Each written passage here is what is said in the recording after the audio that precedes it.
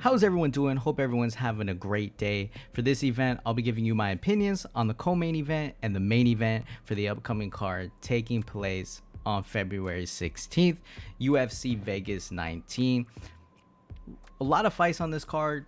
I guess you could say it's a solid card, especially for a fight night. It's not a pay-per-view. Last pay-per-view didn't really have a lot of good fights on it, but obviously with the main event, I think it was a pretty solid fight. You had Usman taking on Gilbert Burns, and I would say Burns definitely put up a good fight, rocked him a couple times, but eventually fell to the champion. But regardless, let's get into this card. Didn't really do well on the last card, so obviously I want to kind of come back, get a little bit better picks going here. So for this card, we're looking at it. I'm just gonna go fly through the undercard, and then we'll just talk about the co-main event and the main event. So I'm just gonna be quiet. Here's my picks.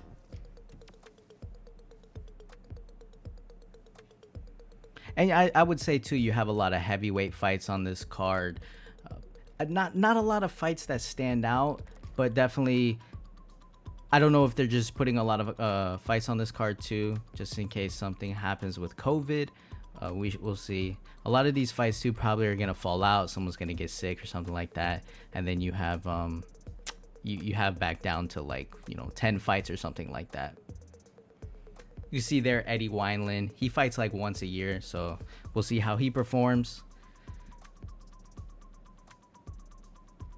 I mean, like I said, you've got some heavyweight up-and-comers taking on some veterans in this fight, so we'll see what happens. But I do think some of these fights might not even still be here.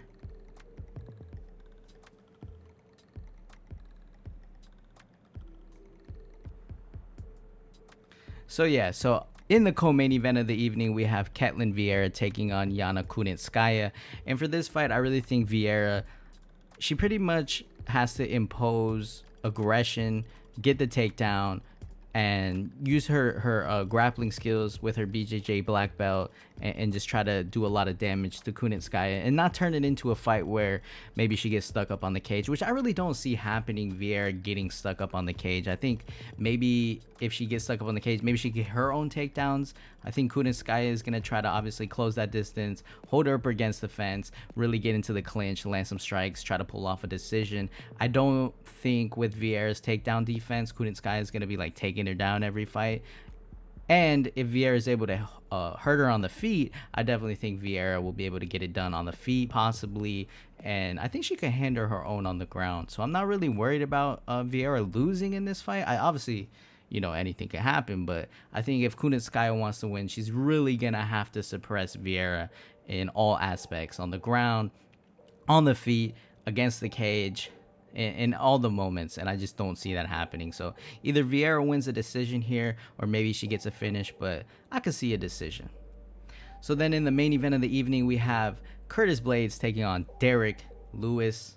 And this fight, on paper, I think a lot of people are kind of underestimating Blaydes. I know he's the favorite, but I think a lot of people think maybe Lewis is going to be able to just go out there and just run him over, not get taken down. But I think Lewis is going to get taken down here. The one thing I will say for Curtis Blaydes is he's the one who came off of the reason they haven't fought before is because of COVID and stuff like that. But he's the one with the better wrestling, obviously. I think he's more of an athlete.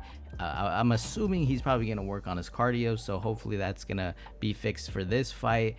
Lewis, obviously, I think he could be a much better fighter if he worked on aspects like wrestling and more of cardio, because he does definitely slow down, but he is very hard to get finished, and he's the one where he'll just keep walking you down. Even if he's gassed out, he can knock you out. But I think Curtis Blaydes probably going to want to fight this fight smart.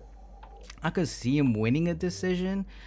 I hope he doesn't get too crazy early on and try to knock Lewis out and then get caught in some wild exchange and get knocked out. I would like to see him kind of use that wrestling and possibly go for a submission or finish him like in the 4th or 5th round. So I definitely think something like that. Like I said though, Lewis, we don't know what he's gonna bring. He could be crazy and just knock out Blaydes within like the first round or two. So it could always happen, but he's had back problems, he's had surgeries. We'll have to see. Lewis is obviously gonna come here try to bring that chaos, try to knock him out. But I do think Blaydes overall should be the better fighter here. Go for the takedowns, work the ground and pound, fight smart, possibly even go for some leg kicks, things like that, and impose his will. I don't know if he gets it done early because of how durable Lewis is, but I definitely think he can finish him maybe in the 4th or 5th round. So that'll do it, guys. That's my opinion on the co-main event and the main event. Hope you enjoyed the video. Hope you guys enjoy the fights, and we'll see you guys next week for the next